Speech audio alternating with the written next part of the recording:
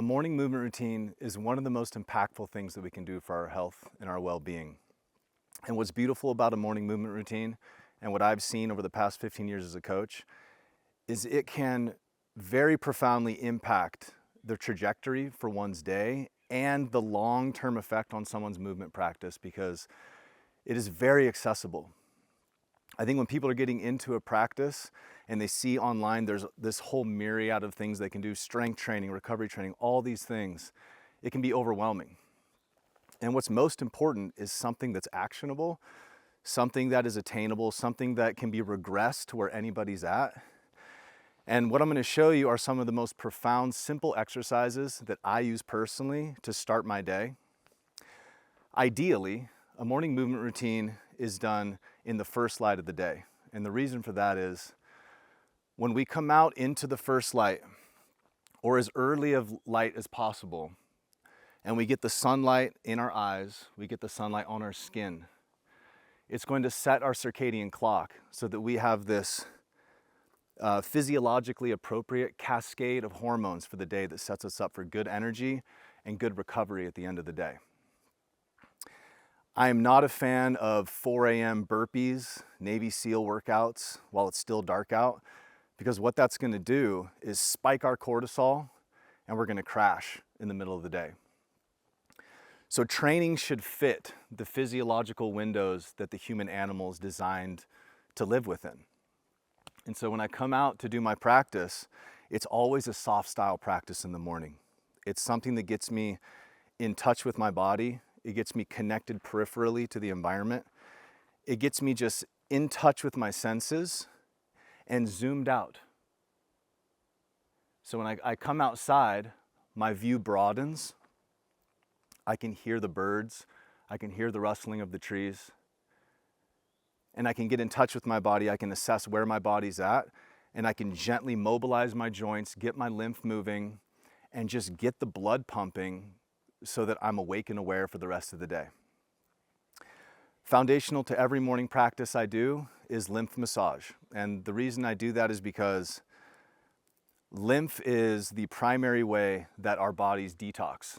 And from the cascade of environmental pollutants to all the things that come in touch with our body, metabolic waste, all this stuff, it comes out of our body through our lymph and it comes out through movement.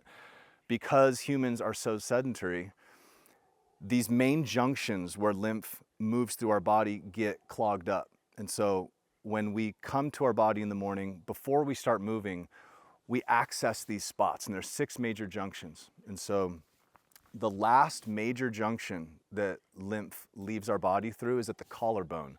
And so we do these in a very particular sequence, and we start at the collarbone so that when we start to mobilize our lymph and create this detoxification cascade, we want to make sure that everything's going to leave our body in a good way. When I'm doing this morning routine, I want to feel that I'm heavy. I want to feel a heaviness down through my midfoot and my heel. I want to start to just feel my whole body in space. Now I'm going to make this Vulcan grip like this. So I've got 2 fingers on each side spread out like this, and I'm going to use this to massage on the top and the bottom of my collarbone. And I'm just going to give this pressure and traction to my collarbone. And as I'm doing this, I'm trying to maintain awareness of my body 3-dimensionally. I'm listening, I'm keeping a soft gaze. And I'm pushing and tractioning along my skin. I'm dragging the skin around my collarbone. I like to do each spot for about 15 to 30 seconds. You can allow your body to move around.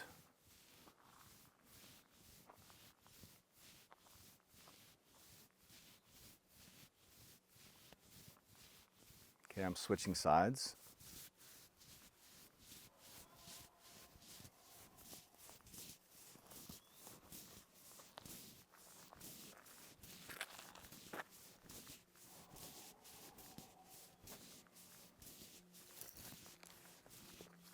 This is a practice I learned from Stop Chasing Pain, a wonderful resource on lymph health. And these spots are called the Big Six. It starts at the collarbone. tractioning the skin. Now I'm going to take that same grip and now I'm going to go behind my ear where my jaw meets my ear. And again, I'm going to massage and create traction.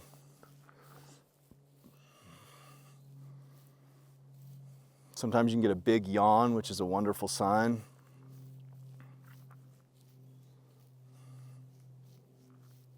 And you might notice as you're doing these different spots, as you're doing the lymph massage, that you have a spot that feels a little more tender than other spots, and you can feel free to spend more time on those spots.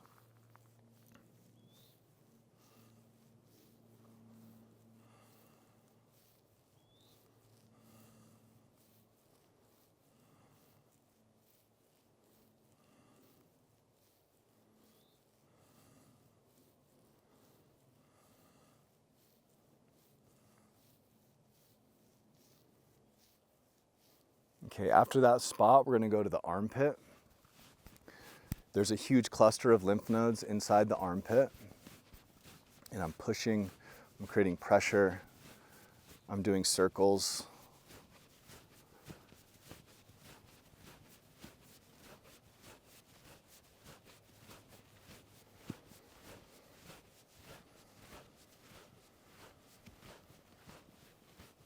I'm breathing through my nose, long, slow breaths.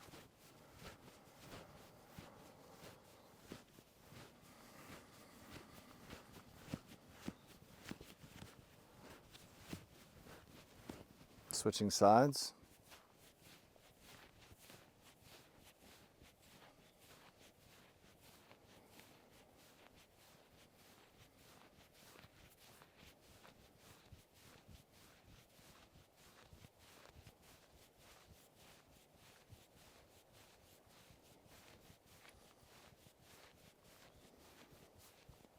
Okay, the next spot is right below the sternum, and I'm going to take my hands like this, and I'm going to pump right below my sternum. Sometimes can feel a little uncomfortable for people, especially if all that tissue is really tight. But the largest lymph node in the trunk is right here. Pumping. And now I'm going to pump down my midline to the top of my pubic bone and back up.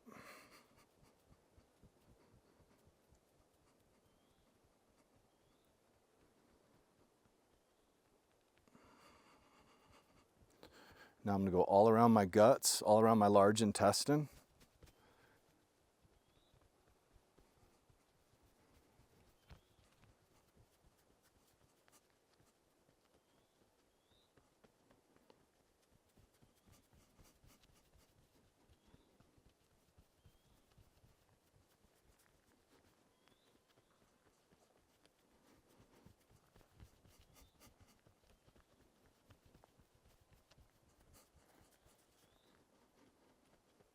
Okay, the next spot is the inguinal groin. So it's right on the inside of the pubic bone, where in between the thigh and the pubic bone.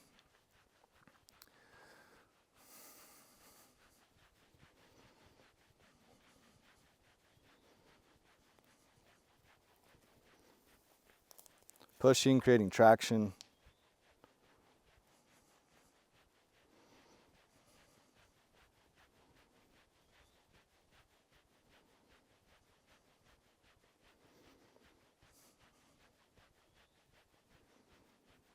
Okay, and the last spot is behind the knee pits, or behind the knees, in the spot famously known as the knee pits. Pushing, creating traction. So I'm in kind of a hip hinge right here, a little bit of knee bend. And you'd be surprised, some people get out of chronic pain just from doing lymph massage. It can really be a source of chronic pain for some people. Stagnation in the body creates inflammation. And lymph moves through movement. But if we're moving a lot and our lymph doesn't have a way to actually process through the body because these spots get gunked up, then it can make us feel pretty crummy. And so we open up these spots, before we move the body in a gentle way to start our day.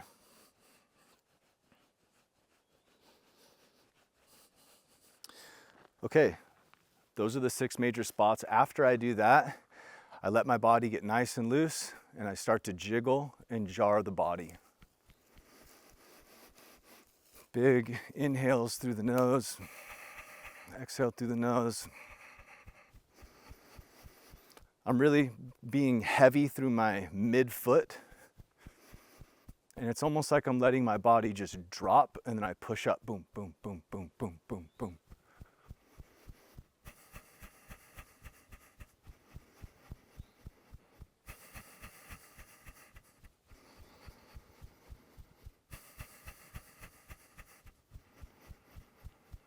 This is such an invigorating practice in and of itself. Sometimes I'll just do this midday, jiggle and shake the body, because it just invigorates it.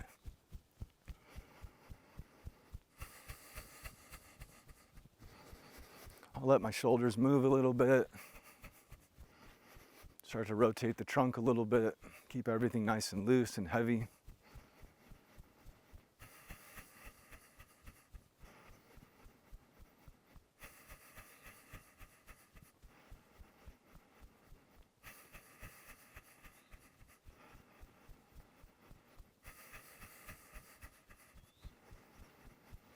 Okay, now I'm gonna more vigorously jump.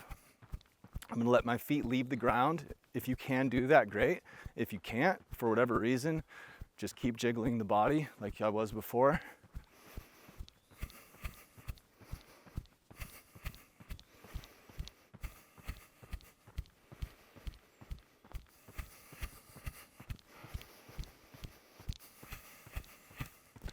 I'm gonna let my trunk twist a bit.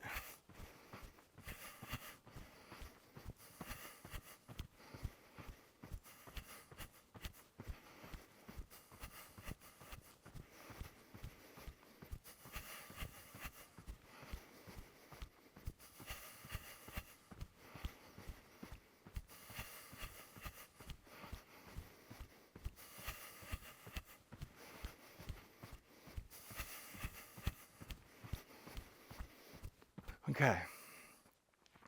After we do lymph massage, after we jiggle and shake the body, I'm already feeling really good and awake. Now we're gonna take our joints systematically from the head down to our feet, all through their full range of motion. And whatever your range of motion is totally fine. And we're gonna start at the head. So I'm gonna get my feet a little bit like shoulder width apart, and I'm gonna drop my chin to my chest. Once my chin's at my chest, I'm gonna take my chin to my right shoulder. And now I'm gonna send my ear over my right shoulder as my face comes to the sky. Full twist to the left. Chin to the left shoulder. Back to center. Take it all the way through again. Chin to the chest. Chin to the right shoulder. Ear over the right shoulder. Face to the sky. Full twist to the left. Chin to the left shoulder. Back to center. Now we're going to reverse that motion. So chin to the chest, chin to the left shoulder, ear over the left shoulder, face to the sky, full twist to the right, chin to the right shoulder, back to center and all the way through, chin to the left shoulder, ear over the left shoulder, face to the sky, full twist to the right, chin to the right shoulder, and back. I'm gonna spread my feet a bit and get into this little horse stance, slight knee bend. I'm gonna squeeze an imaginary pillow. Now we're gonna be mobilizing the mid back. So I'm gonna squeeze the pillow. I'm gonna flex at the mid back as I crunch and squeeze. I'm gonna stay flexed and I'm gonna rotate to the right. My hips stay facing forward. And now I'm gonna squeeze that pillow and spill over my right hip. Chest to the sky, full twist to the left. Crunch down laterally, back to center. Going in a big circle. Stay crunched, twist to the right, spill over the right hip, squeeze that pillow, chest to the sky, full twist to the left, crunch down laterally, back to center. Now we're going to reverse it. Crunch, twist to the left, spill over the left hip, chest to the sky. Oh, I just got a nice crack. Full twist to the right, crunch down to the side, back to center. One more time through, crunch, twist to the left, spill over the left hip, chest to the sky, full twist to the right, crunch down, back to center. Shake it out a little bit. And now we're going to take our shoulders through their full range of motion. I'm going to take my right hand and make it into this kind of knife shape. I'm going to bring my arm all the way up. And while I'm doing this, I'm trying to be honest about my range of motion, because these joint circles, they're great for mobilizing the joint, but they're also going to give us feedback on what our actual mobility ranges are, which is great feedback, because as we train and we gain in mobility, we can use this as an assessment for where we're tight and where we're limited and where we're not. So if I go like this, well, that's not really just my shoulder joint, right? I'm rotating with my spine and all this and that. So I'm going to try and keep my body relatively locked in. I'm going to bring my arm all the way up into flexion. At the top, I'm going to internally rotate my hand and swim my arm back behind me as I keep twisting my arm, so that when I'm done, the back of my hand is at my pocket. From here, I'm going to send my arm back into extension, and now I'm going to externally rotate and swim my arm up overhead and down. Again, I'm going to bring my arm up, internally rotate and swim my arm back, full twist, back of the hand at the pocket. Send it back into extension, swim the arm all the way up, reach high and down. Switch sides. Arm comes up, internally rotate, swim my arm back. Take the arm back into extension, all the way up. Again, arm comes up into flexion, internally rotate, swim it back, twist, twist, twist, back of the hand at the pocket. Send it back, externally rotate, swim the arm up. Shoulders are loose. Now I'm going to do my elbows. For the elbows, I'm going to imagine that I'm lifting an imaginary barbell or something with my hands. And what I mean by that is we want to create some tension inside our elbows as we're going through the movements. And you'll see with all these joint movements, we're going through flexion, extension, and rotation. And so I start down here. I rotate my thumbs to the outside and create some tension in my elbow, and I lift that imaginary barbell all the way up. I internally rotate, push down. Externally rotate, push up. Internally rotate, push down. Now I keep my thumbs internally rotated, and I lift. Externally rotate, push. Internally rotate, lift. Externally rotate, push. Okay. Ooh, got a nice little crack in my elbow. With the wrists, I do the same thing, big circles. And now I'm not doing this because that would be at my elbow. So I'm keeping it almost like I had an imaginary piece of wood on my forearms that I was trying to not drop. I'm going to keep them flat, and I'm going to go down, over, up, and in. Really trying to isolate the wrists. Big circles, back and forth.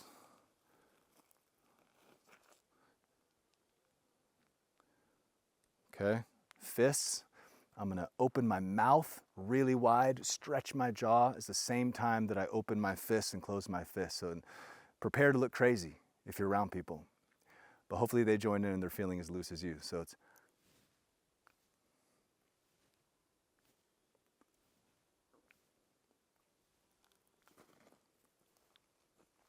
and then I take my joint just through, now I take my jaw through big circles.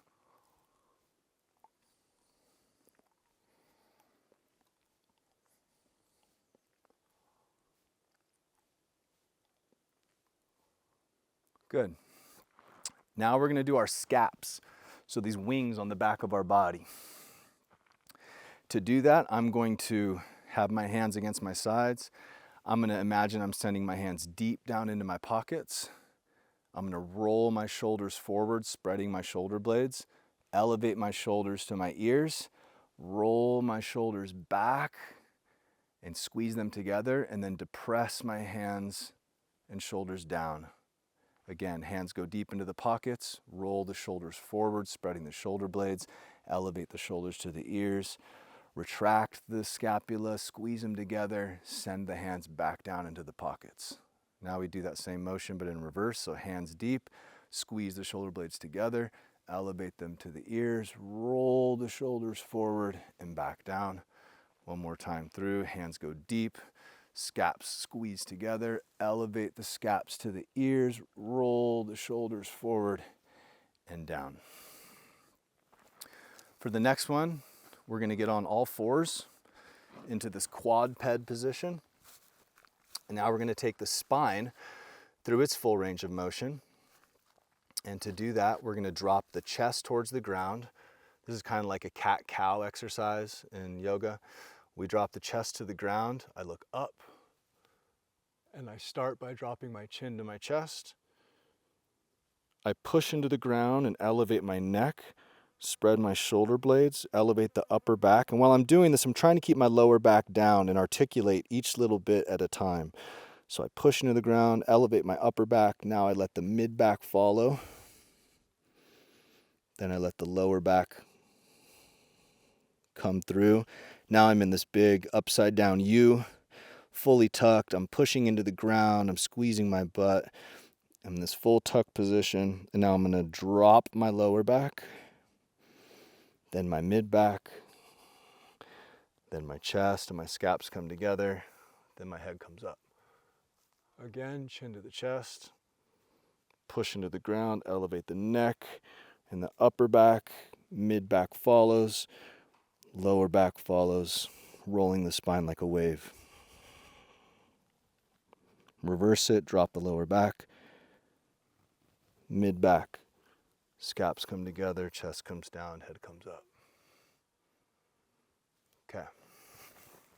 Dust your hands off because you're out in the woods and you're doing this in the dirt. Just kidding, you can. I prefer that, but you can be inside too. And now we're going to take our hips through their full range of motion. So we're going to come back to this quadruped position. I'm going to show you this version. If it's uncomfortable for you to be on the ground, I'm going to show you another version that we can do this standing. So I'm going to bring my left leg off the ground. I'm going to bring my knee to my chest, and I'm keeping the back flat like a tabletop. Bring my knee to my chest. Now my foot and knee go wide to the outside, and now I'm going to swim that foot high as I bring the leg back and through, and then my knee comes down and through. Again, knee to the chest, and you can see I'm not going to my chest, but that's the intention. If I rounded my back, I would get this crazy range, but that's not actually my hip, right? So we're trying to be strict with the hip. Knee to the chest, foot and knee high and wide, foot to the sky, down and through. I'm going to reverse it, so foot to the sky, foot and knee high and wide, knee to the chest. Again, foot to the sky, foot and knee wide and through. Switching sides. Knee to the chest, foot and knee wide, foot to the sky and through. Knee to the chest, foot and knee wide, foot to the sky and through. Again, foot to the sky, foot and knee wide to the outside, back to start. One more time, foot to the sky, foot and knee wide, and back and through. For the knees, we're going to do a practice called knee washing, which can be regressed all the way to even just standing completely up. Oh, let's cut in real quick the for someone who can't be on their hands and knees. So if you can't be on your hands and knees for that hip articulation that we were just doing, we can do it standing. To do it standing, I'm going to bring my knee as high as I can. I'm going to bring my foot and knee wide. And then I'm going to swim that foot back and through. Again, knee to the chest, foot and knee wide. Swim that foot back and through. It could get a little crampy, but it gets the job done. You can also use an assist like a PVC pipe or a broomstick or a wall. Knee to the sky, foot and knee go wide. Now try and get that foot up as you swim that leg through. Again, all the way up to the outside, swim it through. Okay. Knee washing looks like this. We're just going to gently take our knees in a big circle like this. So look, we're doing it again, right? We're going flexion, extension, and rotation.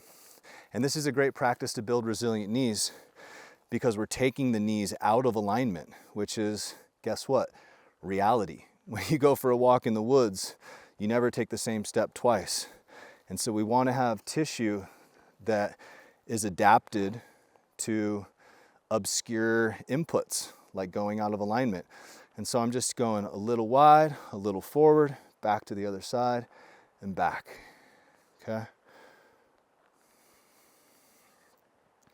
Eventually you'll see that you can take them down and really load the knees.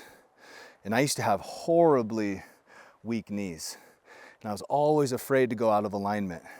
And it was just weakness. And the more that I actually started training my knees to take obscure load, the more protected they feel. And now I feel very confident in my knees at 40 years old. All right, shake it out.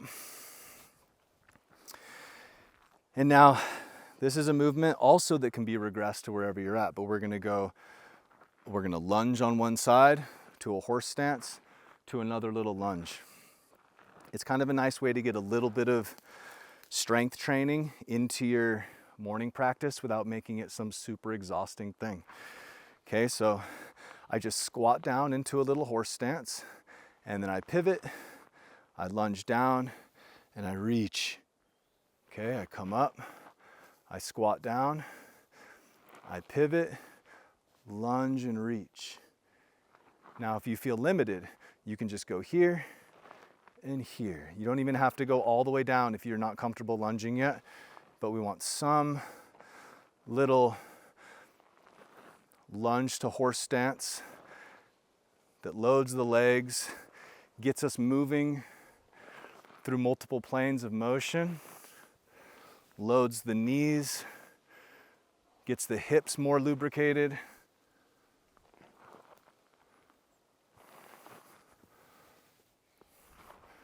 I like to do just like 5 each way.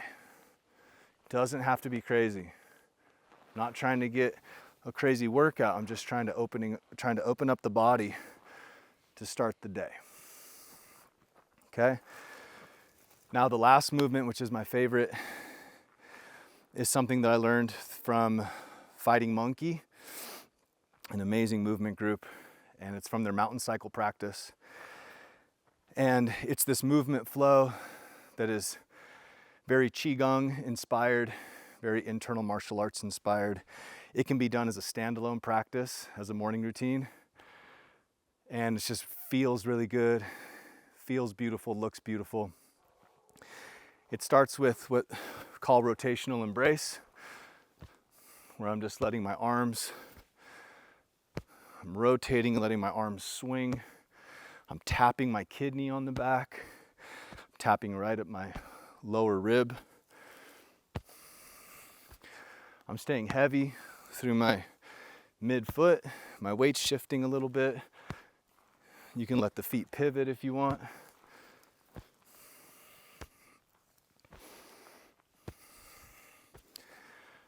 This is a wonderful thing just to do in and of itself. But now I'm going to teach you this sequence. I'm going to stop on one side and grab across my rib cage. With this other arm, I'm going to sweep out and down And I'm gonna follow my gaze with my hand up and over. And then I'm gonna, almost like I have a ball, I'm gonna go down and over and up. And now I'm gonna scoop down,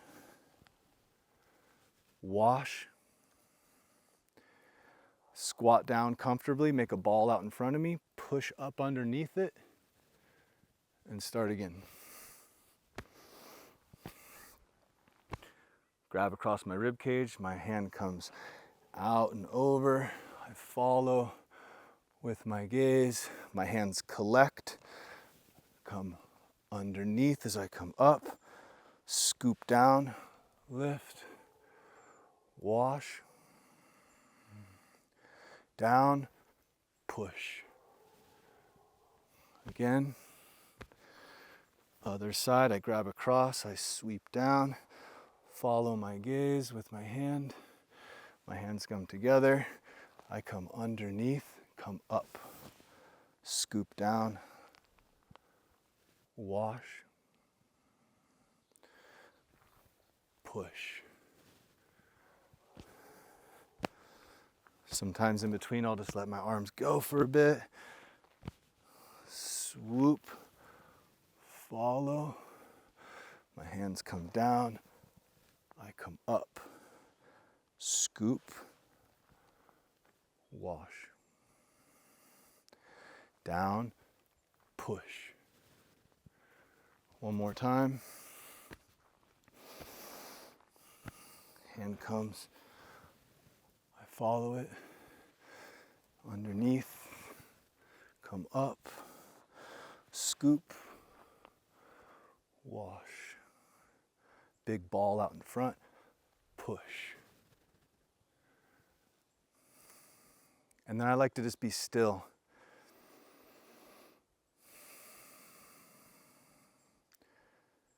Just take in the environment, feel my body in space, feel gratitude for another waking day. Hear the bird language, hear the dog bark.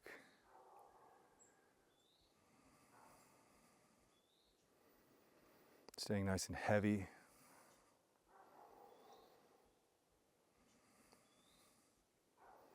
This practice is fantastic in the middle of the day. It's a fantastic pick-me-up. I did get a little sweat going. It is very hot. And yeah, I feel significantly more connected to my body and the environment. And yeah, any of these practices in here can be done standalone or extended throughout the practice. You can make this a 5-minute practice. You can make this a 30-minute practice. Sometimes I'm doing my lymph massage in the shower because I'm pressed. Sometimes I don't get to do my jiggle and shake until I get to wherever I'm going. Sometimes I don't get my lunges until midday. Sometimes I have a really big, spacious morning. The most important thing is to give yourself some attention in the morning. Some little pause before you jump into hyper-focused output into the world, that you step outside, you recognize the environment around you, you feel your body in space, you gently tune in with yourself, assess your body, mobilize your joints, get your lymph moving, and you're gonna have a fantastic day. If you love this, like and subscribe. Going to be just putting tons of variations of morning routines in here because I've seen over 15 years of coaching that this is the most significant thing that moves the needle for people cultivating resilient bodies, getting their health and well-being back, and establishing a real practice, because it's something that doesn't take much time, that you can commit to, and you'll start to flex that muscle. You'll start to flex that muscle of like, oh, I did my practice. I did my practice. I am disciplined. You do this enough times, you commit to this every day, it's only 5 to 20 minutes long, you have a practice, you have a discipline. And that's a fantastic thing. And everyone around you is going to benefit because you're going to be clear, you're going to be awake, you're going to have a more capable and loose body that can respond to whatever's asked of you in your day. So have a wonderful day.